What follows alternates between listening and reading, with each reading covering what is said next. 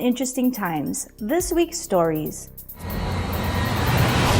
In Hawaii, residents push back on government-approved improvement projects. In Vancouver, Cirque du Soleil star says Lucia is a dream come true. In Las Vegas, SEMA vendors and attendees weigh in on auto part import tariffs. In Los Angeles, Team USA athletes talk inspiration and motivation. Plus, in Texas, the Halo Outpost discovery takes the game off screen and brings it to life. This is Eagle News Weekend Edition, broadcasting from Las Vegas, bringing you stories from around the globe. I am Lonnie Valdicantos.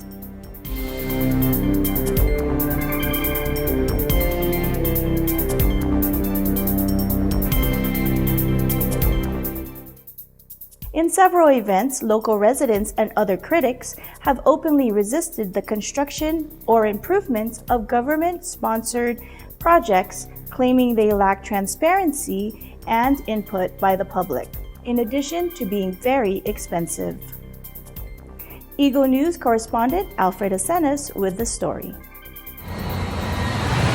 I'd like to tell them that they really need to listen to the people, and we really want to get the people out there to vote, and so that it's really the people's voices that they're representing. They are public servants.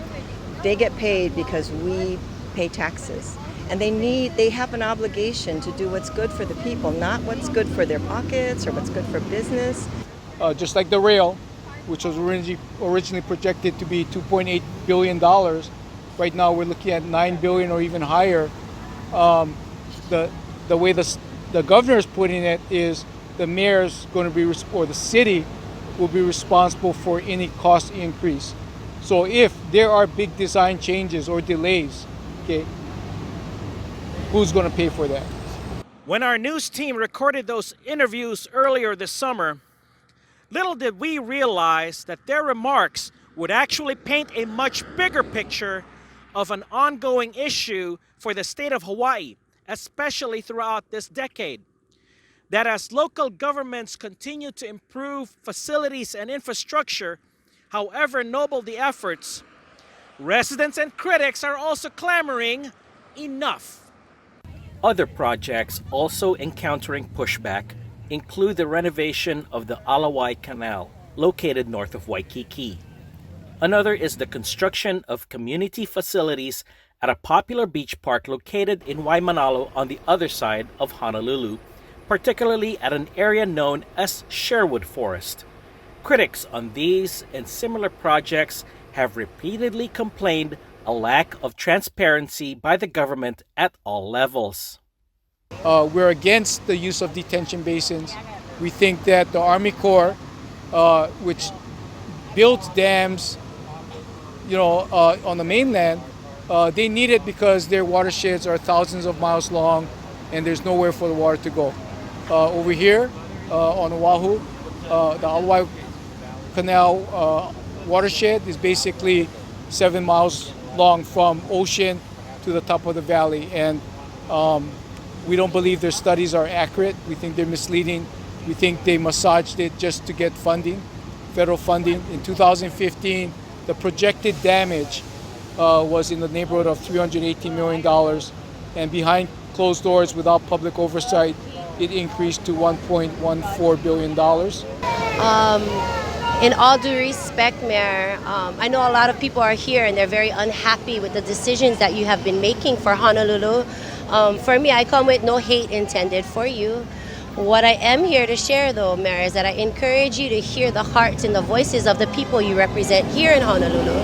As you can see, I am a Kanaka Maoli woman, and so not only is this a community issue, but it is also a Kanaka Maoli issue, being that we have kupuna iwi, which are ancestral bones that have been placed in that area.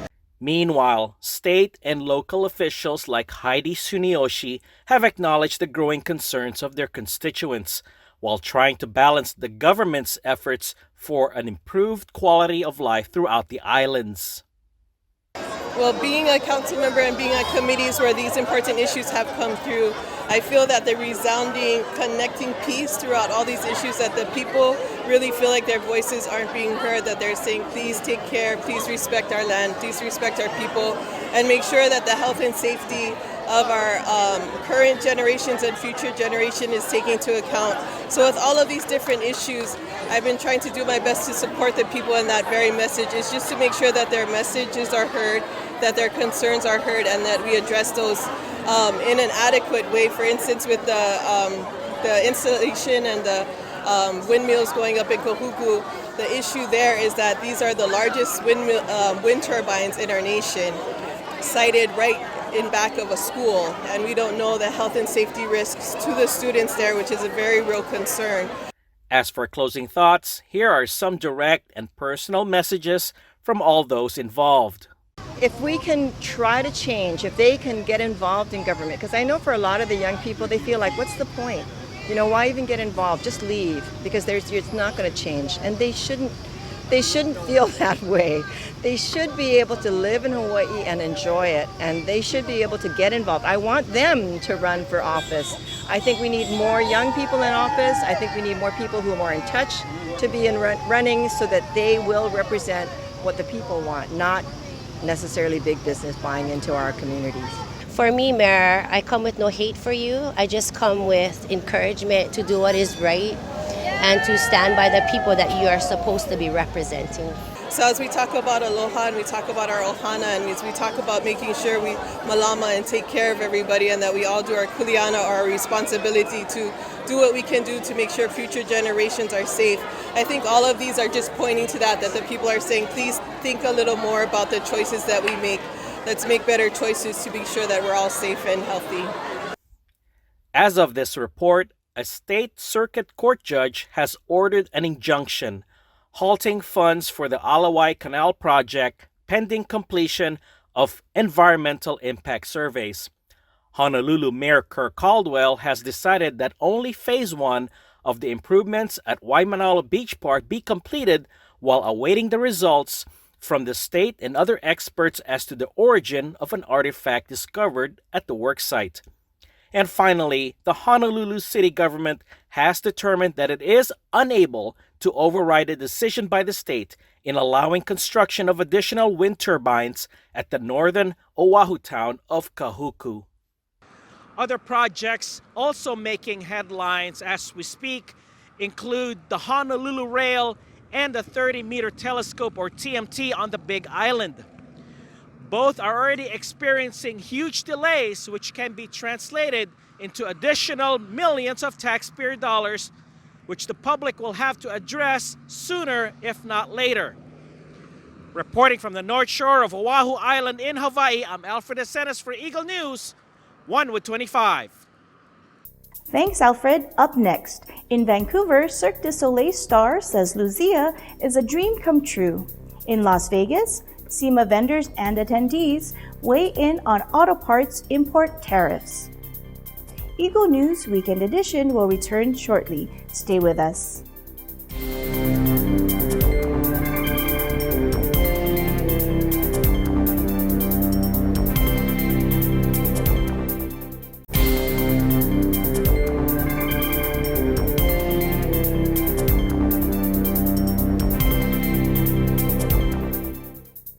Welcome back. This is Eagle News Weekend Edition, coming to you from Las Vegas. I am Lonnie Valdecantos. In Vancouver, Cirque du Soleil star Shelley Epstein shares with Eagle News why Lucia is a dream come true for her. Archie Rose Natividad has the details. The circus comes to Vancouver, and we got a behind-the-scenes look of the Cirque du Soleil production, Lucia. Lucia is based on various themes linked to the culture, history, and mythology of Mexico.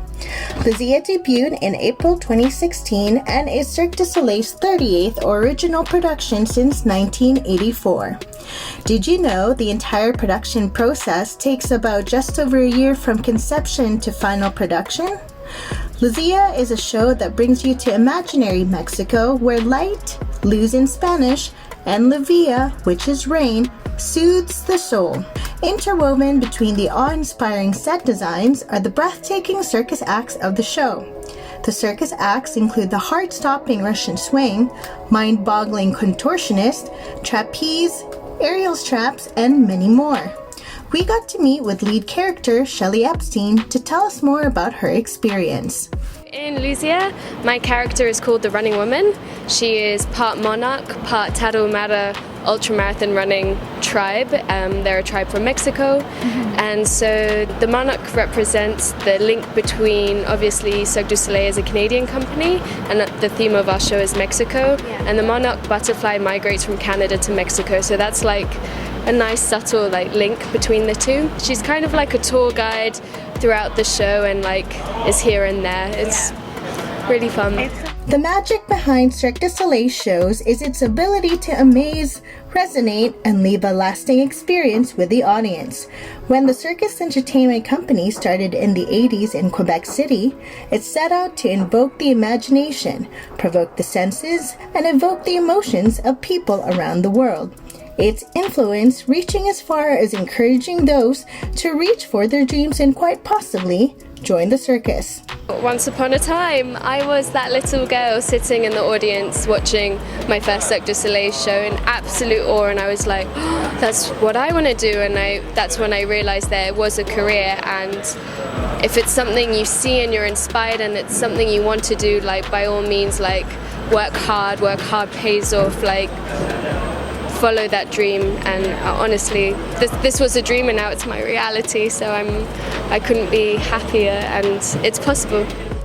Lucia will be in Vancouver for 3 months and will be traveling to Europe for the next leg of their tour. Archie Rose Natividad for Eagle News. I'm 1 with 25. Thanks, Archie. Meanwhile, in Las Vegas, exhibitors and spectators at the SEMA 2019 weigh in on the proposed auto parts import tariffs. Anna Cui reports. Welcome to SEMA 2019. Held annually here in Las Vegas, it is definitely the place where you can see the hottest and newest products in the automotive aftermarket. And even if you're not into cars, you don't want to miss this. The Specialty Equipment Market Association organizes the SEMA show, and it represents the $44.6 billion automotive aftermarket industry. This 4-day event consistently attracts more than 161,000 people, connecting manufacturers to industry buyers from all over the world. Whether one is looking for parts that will enhance their vehicle performance and style, the choices seem endless from the 2,400 exhibiting companies. We caught up with some attendees and asked them what brought them to SEMA this year. Favorite parts about SEMA? Yeah. Just seeing all the builds, all the stuff you don't see every day. And my dad's got a 72 Ford Mustang that we're trying to work on. We're trying to get that back on the road too. So yeah, that's probably the dream car right now, is get that Mustang on the road. We make the old-time steering wheels just like the originals, but we make them 15-inch instead of 18-inch. The 56, 57 T-Bird or Ford. Here's another 5860 T-Bird. There's a 57 Chevy. Here we are at SEMA, and I'm debuting my latest piece. It's a 1959 VW bus that I've had my way with. The most anticipated part of this trade show is the SEMA Ignited. It takes place right after the SEMA show closes as cars and trucks parade out of the Las Vegas Convention Center. Ignited is the official SEMA show after party that is open to the general public. Attendees got to see drift demonstrations by professional drivers, including Mike Ryan, a Hollywood stunt driver with a long list of credentials, including his work in the Fast and Furious franchise. The celebration continued with exciting entertainment, including the culmination of the SEMA Battle of the Builders competition. With all the talent, I'm not saying our car's the best. I just think that it was nice that it was different enough for somebody to pick it. But SEMA is not just about the show or their love for cars, trucks, and SUVs. They also have a government affairs team dedicated to advocating on behalf of the industry. One concern that is high on their list is President Trump's plan to impose tariffs on auto part imports. The president had commissioned a report from the Department of Commerce to look at the possibility of Section 232 tariffs, which are on a national security basis on autos and auto parts. That would be 25% tariffs. And that he delayed that decision 6 months, which I believe is ending around November 13th. So we are very much opposed to these tariffs. So we support the general idea that the administration is trying to level the playing field with other countries when it comes to tariffs, and we believe in fair trade, but we think that tariffs should be the last resort in this kind of negotiation.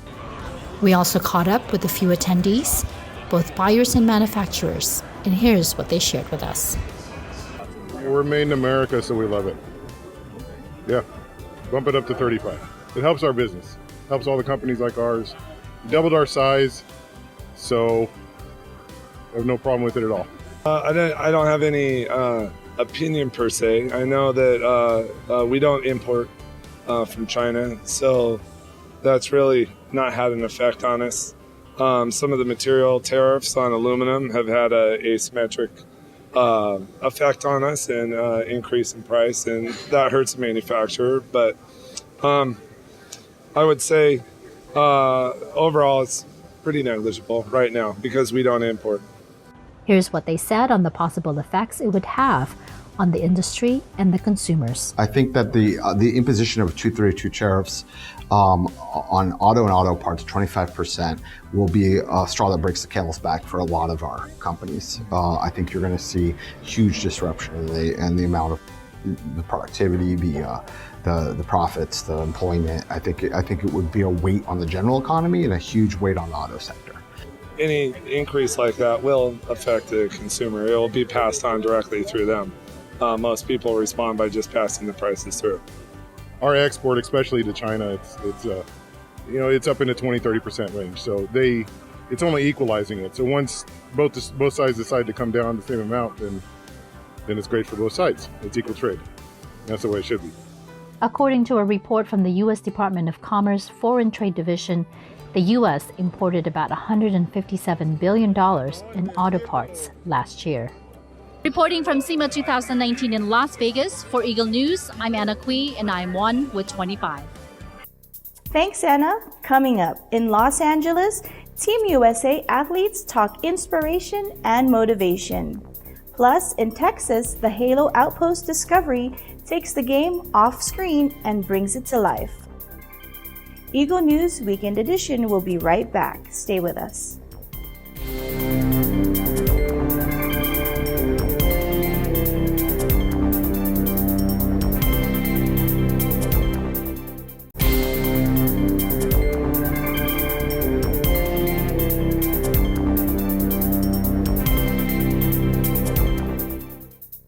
This is Eagle News Weekend Edition coming to you from Las Vegas. I am Lonnie Valdecantos.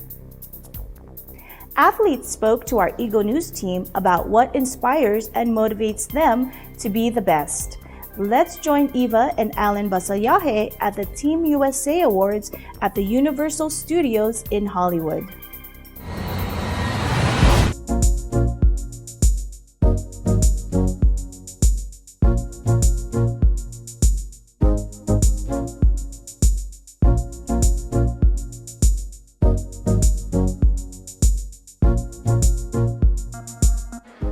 The famous Universal Studios Hollywood serves as the backdrop for the Team USA Awards presented by Dow.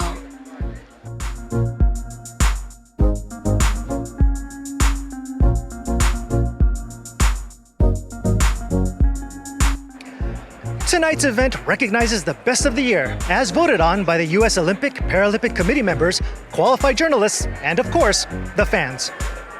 At the IOC, we're making a commitment now to find ways to really make our athletes, to support them with mental health resources, with career development, so that they can be great ambassadors all around the world. Whether an athlete that's able-bodied or an athlete that has limitations because of a disability is no different. And so what we learn from all of them is the same skills that sport teaches anyone, right? It's about discipline, it's about hard work, it's about perseverance, and frankly, it's about achieving your full potential. I was a semi-professional skateboarder, and then I got a diagnosis of cancer, went through treatment, lost my leg, and to now stand on the podium as one of Team USA's best as a Paralympic snowboarder is truly amazing, and winning a gold and bronze in Korea was amazing. This is an awesome experience for people to come out and see. And I want people to notice that this is not a hobby. This is something that we do, and we train 6-7 days a week, and that we take this seriously. This is our full-time jobs at the end of the day, and we're coming home with a gold medal is the #1 goal. Really, anyone with a dream and a goal in this modern age knows what it's like, right? You work hard, but at the end of the day, like, it's really anyone's game. So we just do what we can, and we pray that we're the ones on the top of the podium, but regardless of who's up there, we know they earned it, so there's pride in that. I think it's really awesome to be able to show other athletes that no matter what, there's adaptive sports out there and that you can do anything you put your mind to. Adaptive athletes are awesome, and we just hope to represent us well. Yeah. Yeah. We are reigning gold champions, and so we just can't wait to be able to perform again and show our team. Yeah. You have to read the game, and you have to have some sort of vision and water polo intelligence to play it. Because it's sort of like a chess match. It really is, yeah. A lot faster than chess, but it's for sure similar to chess. The difference in chess is if your opponent gets in your way, you can't tackle them or take them down under the water. No, you can't. I mean, you could. It depends on what the ref sees, but if you do it underwater, maybe. We've had many experiences where after a game, some girl comes up to us and she says she's going to start water polo, or she started a year ago and she wants to be in our swimsuits, you know, our caps, for example. And for us, that just gives us more motivation to try to be the best we can be and be good role models. I'm fortunate enough to be representing the family and presenting the Jesse Owens Spirit Award to Amy Van Dyken this year. For my grandfather, it was important to beyond the athletic accomplishments, it was very important for him to give back to the community. And so I think he was busier after his track days than he was during his track days, and it was really important for him to work with the youth of the world and to try to create a better world through sport. Talk to us about your work. Awesome, thank you so much. Yeah, Amy's Army, I formed it when I was in the hospital, and we donate custom wheelchairs to children 18 and under who can't receive them. We also help people with spinal cord injuries live a more dignified life.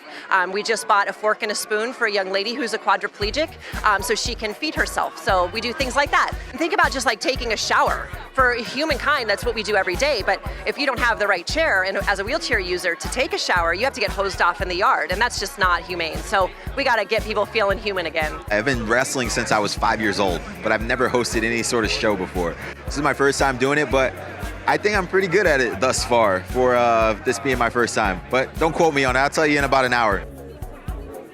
A special addition to the programming was an Olympic medal reallocation ceremony for USA's 2014 two-man and four-man bobsled team.